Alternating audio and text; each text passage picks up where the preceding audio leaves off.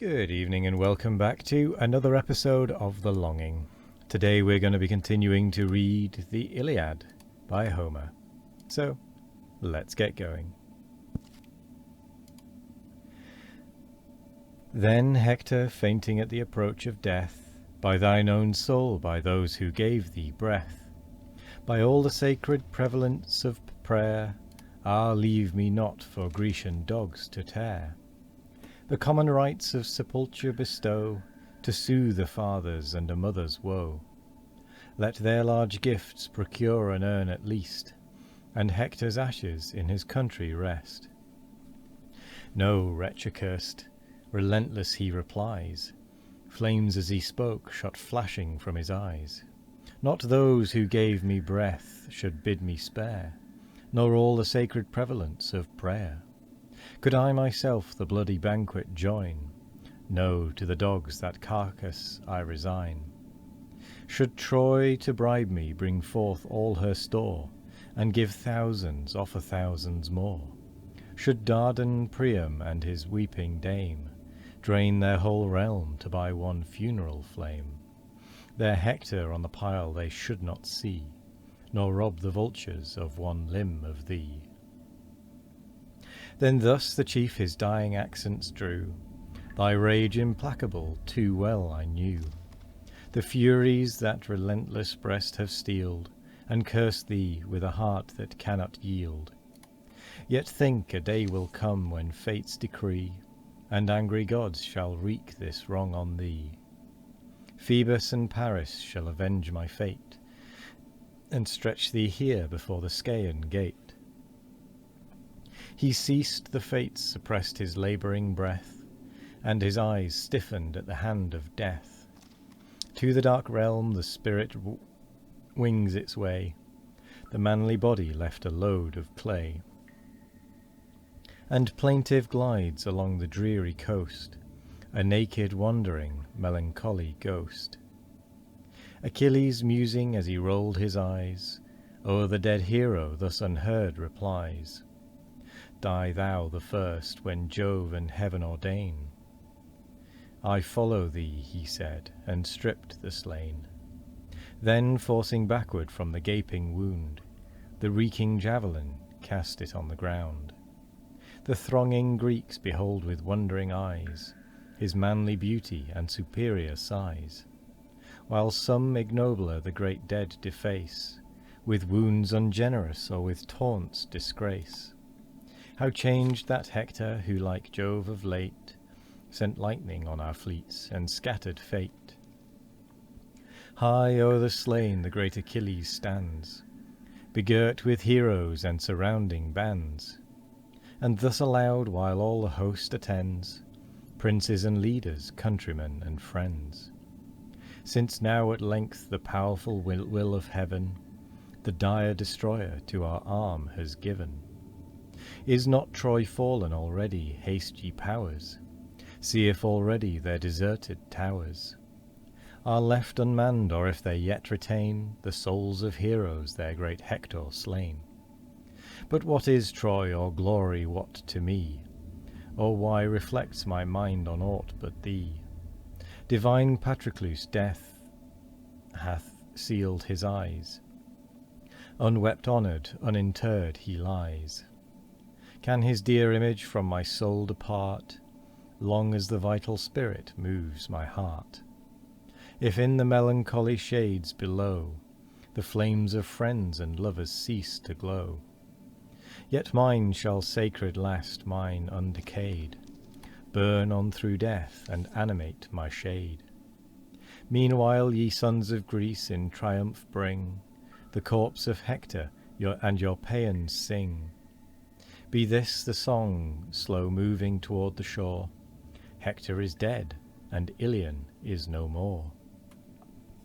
Then his fell soul a thought of vengeance bred, unworthy of himself and of the dead.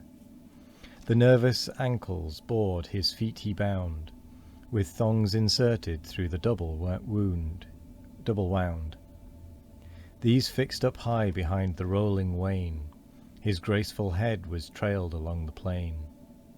Proud on his car the insulting victor stood, and bore aloft his arms distilling blood. He smites the steeds, the rapid chariot flies, the sudden clouds of circling dust arise. Now lost is all that formidable air, the face divine and long descending hair. Purple the ground and streak the sable sand, deformed, dishonoured in his native land, given to the rage of an insulting throng, and in his parents' sight now dragged along. The mother first beheld with sad survey, she rent her tresses venerable grey, and cast far off the regal veils away, with piercing shrieks his bitter fate she moans, while the sad father answers groans with groans. Tears after tears his mournful cheeks o'erflow, and the whole city wears one face of woe. No less than if the rage of hostile fires, from her foundations curling to her spires, o'er the proud citadel at length should rise, and the last blaze send Ilion to the skies. The wretched monarch of the falling state, distracted presses to the Dardan gate. Scarce the whole people stop his desperate course, while strong affliction gives the feeble force. Grief tears his heart and drives him to and fro, in all the raging impotence of woe. At length he rolled in dust and thus begun, imploring all and naming one by one. Ah, let me go where sorrow calls. I, only I, will issue from your walls. Guide or companion, friends, I ask ye none, and bow before the murderer of my son. My grief perhaps his pity may engage, perhaps at least he may respect my age. He has a father too, a man like me, one not exempt from age and misery. Vigorous no more as when his young embrace begot this pest of me and all my race. How many valiant sons in early bloom has that cursed hand sent headlong to the tomb? Thee, Hector lass, thy loss divinely brave, sinks my sad soul with sorrow to the grave. O had thy gentle spirit passed in peace, the son expiring in the sire's embrace, while both thy parents wept the fatal hour, and bending o'er thee mixed the tender shower, some comfort that had been some sad relief, to melt in full satiety of grief. Thus wailed the father grovelling on the ground, and all the eyes of Ilion streamed around. Amidst her matrons Hecuba appears, a mourning princess and a train in tears. Ah, why has heaven prolonged this hated breath, patient of horrors to behold thy death? O Hector, late thy parents' pride and joy, the boast of nations, the defence of Troy, to whom her safety and her fame she owed, her chief, her hero, and almost her god. O fatal change become in one sad day, a senseless corse, inanimated clay. But not as yet the fatal news had spread to fair Andromache of Hector dead. As yet no messenger had told his fate, not e'en his stay without the Scaean gate. Far in the close recesses of the dome, pensive she plied the melancholy loom.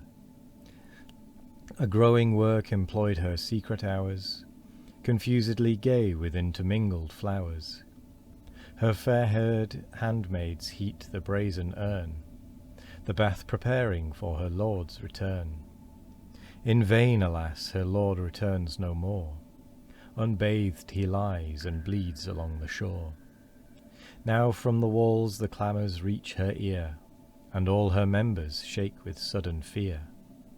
Forth from her ivory hand the shuttle falls, and thus astonished to her maids she calls. And with that, since this is a new section, excuse me, I'm about to sneeze. Excuse me, this is a new section, so we are going to end the episode there. So I will say thank you very much for joining us today. I hope you all have a wonderful morning, evening, afternoon or night. No matter what time of day it is, I hope you all have a wonderful one of it. And as always, we will be back tomorrow for more of The Longing. Goodbye.